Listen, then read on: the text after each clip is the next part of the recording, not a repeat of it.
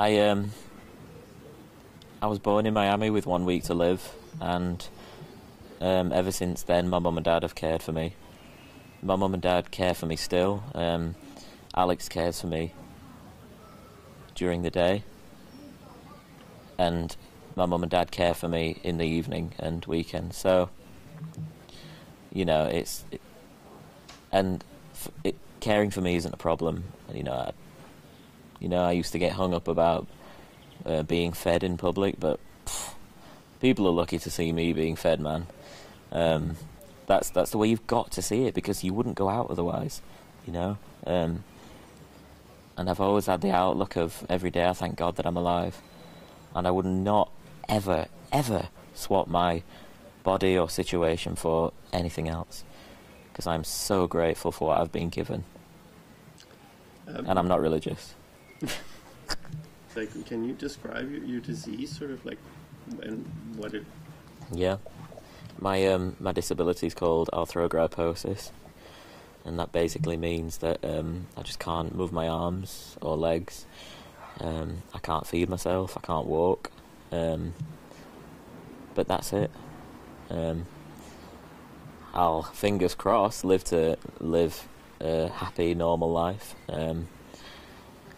It doesn't, it's not degenerative, so it doesn't go downhill. I'm not in any pain. I'm not on any medication. I'm very happy. But I just have to rely on people a little more than, say, you would.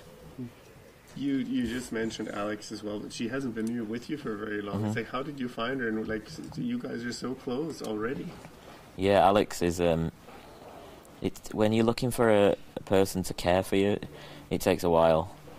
You know, there's a lot of people out there, and you go through your stuff, but Alex has been caring for me, like, I'd say about probably a month now.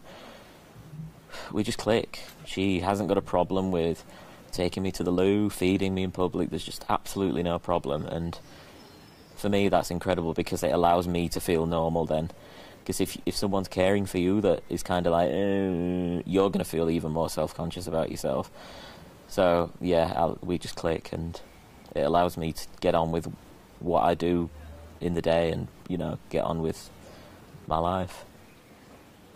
I think if there was a replica of Alex in the world who didn't have a boyfriend and maybe a little older, then wow, because she doesn't have any hang-ups or judgments, and she doesn't have any problems with helping me about anything. It's like my mum as well. If there was a replica of my mum in the world, who thought, yeah, I love Asta, perfect. How did you like Hasta La Vista? Did it come close to addressing what was important to you?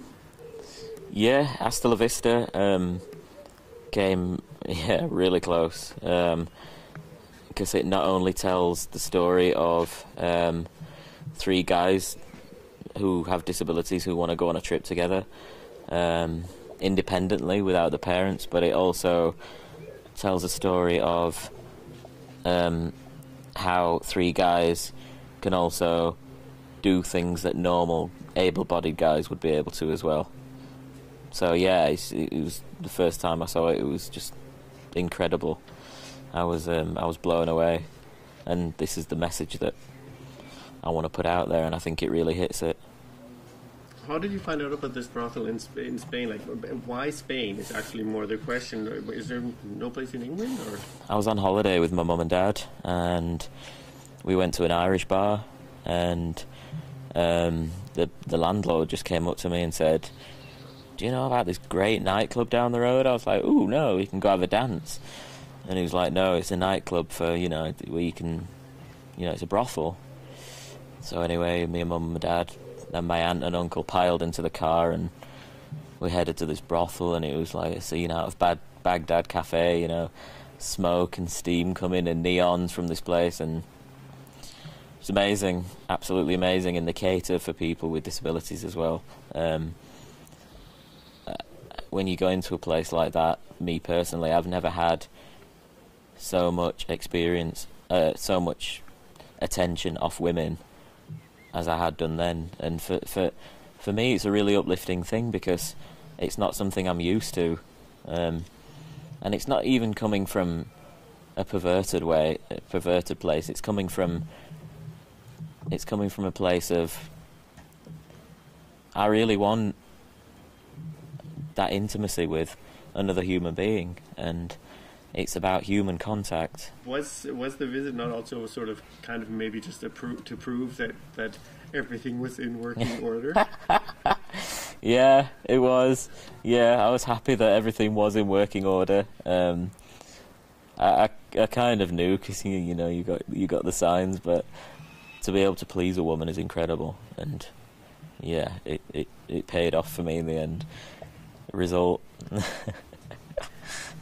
From what I was gathering from the documentary, though, it's sort of like the idea of sort of gave you sort of a whole new outlet to even have a discourse with other disabled people. Is that true? Or? Yeah, before the documentary, I didn't even kind of hang out with disabled people because there's almost this force field around people with disabilities of protection and, this kind of caring and stepping on eggshells. That's the kind of why I didn't do it. And institution as well. There's a lot of institution around disability. But it since doing the documentary, it's really thrown it open. It's thrown it open into the forum. And people are discussing it now, and I get asked to do all sorts and speak on things, and I get at least 2 emails a day from a person with a disability thanking me for what I did and the fact that I can speak out about it. And again, for me, that's incredible because I like to help people. So after this brothel visit, now that you're experienced, so to speak, could sex become like a hobby for you, or? Hey, I'd love sex to become a hobby, without sounding like a pervert. Sex is awesome. I'm not going to lie about it. And I think too many people lie about it. You get people say, oh, I don't have sex. It's not that great. It is. It's awesome. Yeah, I like sex, and if I can carry on having sex, then awesome. But I'd like to do it. I'd like to have a relationship now. I'm not going to steer into the brothel kind of thing anymore because I've done it, But I wouldn't turn anyone away from it. I'd completely recommend it in the right place, in the right situation, where the girls are being treated right. Yay! See you later. What time? 10 earlier? That's fine. 10. When you were growing up and started going to clubs, or like when you went out, like what was the people's reaction like when you were out and about? I used to go into one nightclub, and the usual line was, "Are you having a nice night?" They'd actually shout it, like I couldn't hear, or I think it's because I'm smaller as well, like lower down. You feel like you feel very disabled in situations like that, and I'm not denying that I'm disabled. I'm just asking to be treated like a normal human being, And when I go out at night socialising, I'm not going out to be judged. I'm going out to have a good time like everyone else, To drop this kind of crap about, preconception, disability and judgment and stuff.